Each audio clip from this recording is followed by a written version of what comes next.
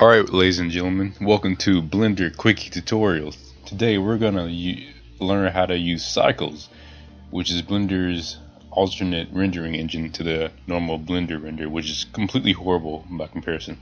So what you want to do first is go to File, User Preferences, System, and go all the way down to Compute Device, and we're going to want to change that to CUDA. And select your GPU, because by default Cycles is going to use your CPU to render the images, which is nowhere near as fast as your GPU on average.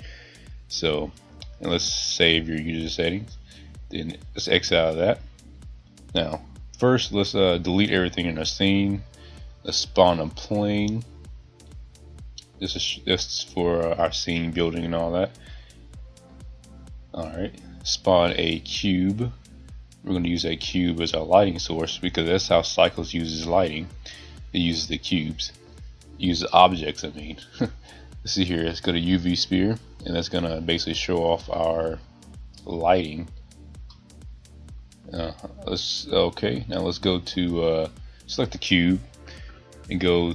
Oh, before we do all that, I recommend setting your resolution settings to 100. And selecting Cycles render, because I completely forgot to tell you to do that.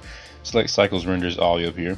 By default it's going to be Blender render, and you're going to see Blender game, and Cycles render is going to be right under that.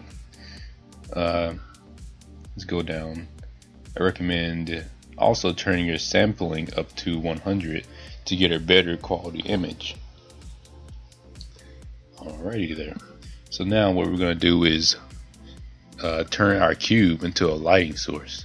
So what you're going to want to do is go to the Materials tab, select New, select Emission, and the color right now is white, so that's fine. And let's select the emission color to be, select the emission strength to be 100. Alright. So now we have all that set up for Cycles, but you can't see anything right now because we're not in the rendered tab. So what you want to do is go all the way down here. It's going to be by the Object Mode tab, and go all the way up to Rendered. And this basically gives you a preview of what it's like. Oh, see here, look at this. It's going slow. I didn't change my rendering technique to GPU. See right here. It's going to say CPU by default, but let's change that to GPU. And look how much faster that is compared to your CPU. Much faster. Alright, so now you see this is the rendering tab. It basically gives you a preview of what the Cycles render is going to look like before you even actually press F12 to render it out. So what you want to do is go to Materials, select this circle right here. You're not going to see anything around the circle indicating that you selected it. So if it's in object mode, you're going to select whatever you click on it by default, and it's going to stay up here anyway. We select the sphere. So now let's click New. And this is just to give it some color so it doesn't look some basic white cube. Let's give it red. Why not? And that's all I need to do for that. So right now what we're going to do is press F12 to actually render the image. And you see here it's taking a little bit because I have it set to 100. It's going to take even longer if you set it to 1000, but it's going to give you a better quality image. So you may be wondering, why is the camera not where it was whenever we were in the Preview tab? Well, that's a very simple thing to explain. So what we want to do now is press Escape to get out of the rendering tab. Press it twice. So go back to your solid mode. Select your camera. See, it's all the way over here.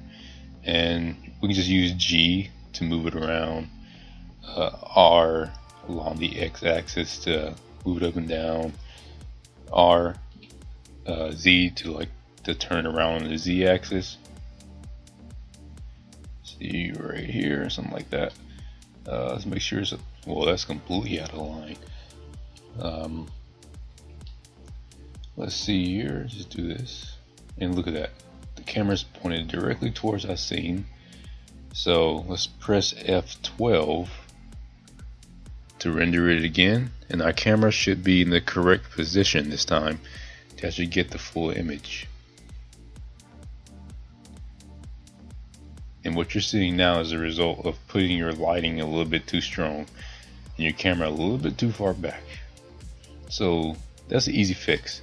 If the camera's too close, I'll just move it back like that, and it's not exactly pointing towards the scene, so we can just move along the Z-axis just a little bit. And let's change our emission down to 30 so you can see it better. Now let's press F12 to actually render the image.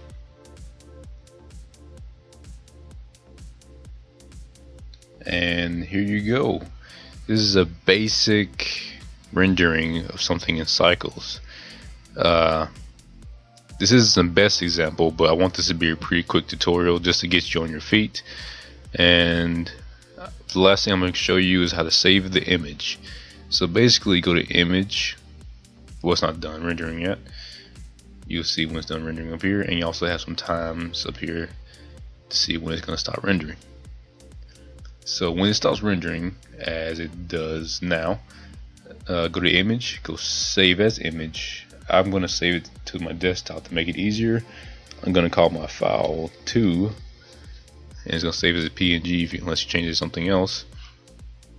Save image, and that is going to be on your desktop right here. See, this is the image you just saved in Cycles. And just to give you a quick preview of what you would look at if you were to save it as, if you were to set your rendering to 1000 instead of 100 for this video, this is what rendering looks like at 1000. See, look at that, it looks pretty smooth. You can see everything just looks soft and just looks great. So and this is just something I did last night just for the heck of it. So as you can tell, Cycles can be complex, but the general starting of it is pretty simple. So I hope this tutorial helped you. Please give me some advice on how I can get better at presenting you guys tutorials. If you're confused on anything at all, just type in the comment section below and I'll try to answer your questions as fast as possible.